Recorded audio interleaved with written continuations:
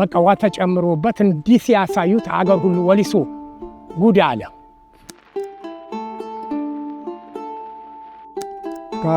ከአሁን በፊት ከከብቶች ጋር ከብቶች የማይጠጡት ውሃ ከከብቶች ጋር የንጭ ምንጭ ነገር የሚባል ነገር አለ። እዚህ ወደ ስንት ኪሎ ሜትር ላይ አለ። ከ30% የማይበልጥ ሆኖ ነው እናገኘው አልፋት እና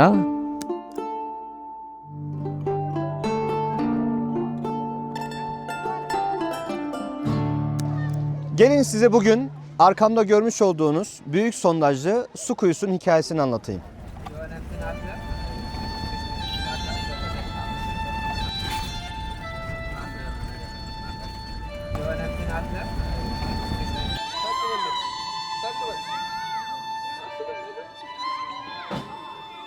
Bundan 4 ay önce Etiyopya'da nerelerde su kuyusu açabiliriz diye saha araştırması yapıyorduk.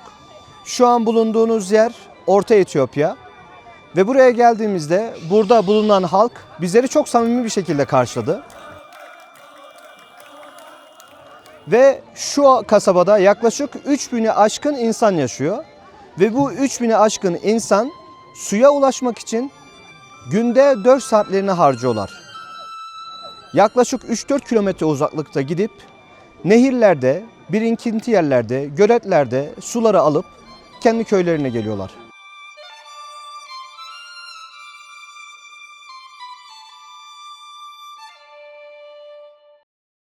እንግዲህ ስሜ መሐመድ ኸሊል ነው። ጉማና ሂራምባ ቀበሌ ነዋሪ ነኝ። እሺ በሀገራችን ያለ ችግር ከአሁን በፊት ከከብቶች ጋር ከብቶች የማይጠጡት ውሃ ከከብቶች ጋር የሚጠጡት ውሃ ነበር ምንጠጣ። የገጠሙ ውሃ ችግሮችን ብዙ ፈተናዎችን ተፈራርቆብን ያለው እና ከፍተኛ ሜትር እንግዲህ መቼም የግልጽ የሆነ ነገር ነው። ይሄ የንጭ ምንጭ ነገር የሚባል ነገር አለ። እዚህ ወደ ስንት ኪሎ ሜትር ላይ አለ። ሰው እንዳለ በሙሉ ሲንጋጋ ሲመላለስ እዛ ነው እንዳለ በጀርባ በአህያ ሰው ሙሽልቅ ብሎ በዛ ላይ ደግሞ መሀል ደግሞ እዛው ጠለፋዎችን ጭምር የሚካሄድበትን ሁኔታ ነው ያለው እና በጣም የተወሳሰበ ችግር ወንዙም ይደርቅና ወንዙ ጭምር ይደርቅና ትንሽ ዝናብ ጠብ በሚልበት ሰዓት ደግሞ እንደገና ይደፈርሳል ውሃው። በአመቱ ቢያንስ 40 ሰው 30 ሰው በየወሩ በውሃ ምክንያት ነው የሚያልቀው በአገራችን። በውሃ ምክንያት የደረሰብን ጉዳት መጸኑ ተነግሮ የሚያልቅ አይደለም። ያ በሽተኛ ሆኖ እግሩ ቆማጣ ሆኖ እግሩ አብጦ እጁ ተቆራርጦ ደግሞ በሐኪም ብቻ 3 ጊዜ ነው እንትን ያወጣልኝ ትል እዚህ ወረዳችን በፌስታል አስሮ ወሊስ ወስዶታል። ያ ትል በቃ ውሃ ተጨምሮበት እንዲህ ሲያሳዩት አገር ሁሉ ወሊሶ ጉድ አለ ትሉ። Tabii biz bu durumu görünce buna karşı kayıtsız kalmadık. Araştırmalarımızı yaptık. Buradaki çalışmalarımızı sonlandırdık. Ve arkamda görmüş olduğunuz büyük sondajlı su kuyusunu bugün açılışını yaptık. Ve burası şu an bir bayram yeri.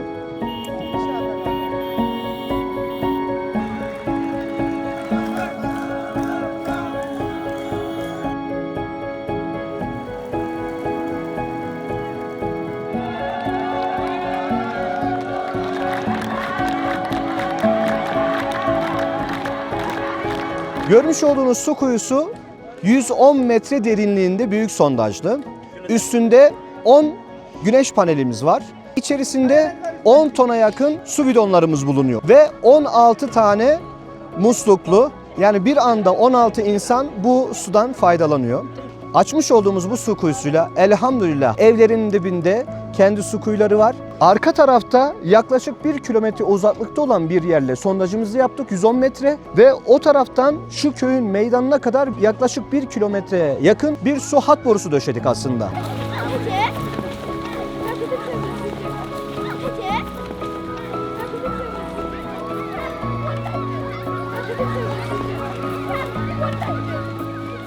ደስታማ ምን ይጠየቃል እንግዲህ እኛ ተደሰትነው አላህ የሚደሰትበት እኛን ያስደሰታችሁን በእናንተ አላህ ይደሰት አስደሰት።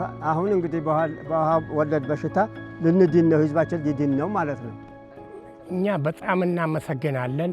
አተለይል በመስጊድ ያላቋረጥኩም እያለቀስኩ ነው።